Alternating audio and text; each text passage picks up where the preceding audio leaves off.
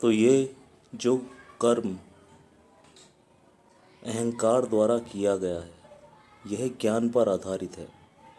तुम्हारे ज्ञान के आधार पर ही तुम्हारे कर्म निर्मित हो रहे हैं, और जैसा कर्म हो रहा है उस कर्म के अनुसार तुम्हारा भाग्य निर्मित हो रहा है। तो वास्तविकता इस भाग्य निर्माण के पीछे तुम्हारे कर्म हैं और तुम्हारा ज्ञान भी है, और ये सब तुम्हारे अहंकार के भीतर हैं। अहंकार के 3 मूल गुण समझो इन्हें: ज्ञान, कर्म, भाग्य। और तुम्हारा अहंकार उसे निर्मित कर रहा है, और वो अहंकार मन का परम अस्तित्व है। मतलब मन जो है वो अहंकार ही है,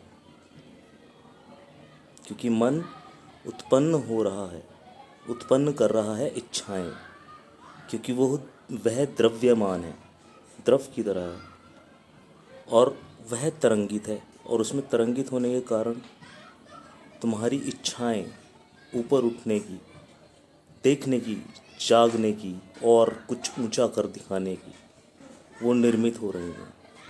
उसके कारण अहंकार का जन्म हो रहा है।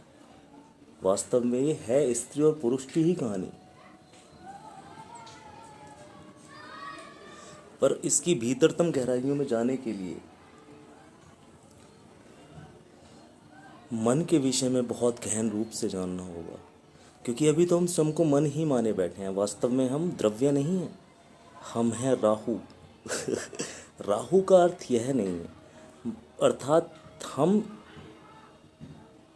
अचेतन तो हैं ही, पर हम परम चेतन भी हैं, और हम द्रव्य में, मन में उलझ के रह जाते हैं।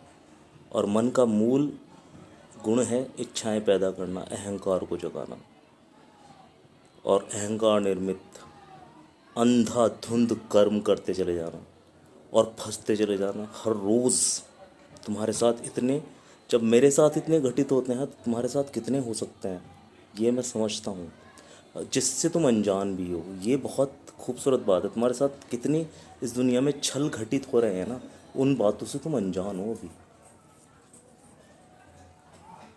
किस स्तर पर? क्योंकि ये बहुत गूढ़ बातें हैं।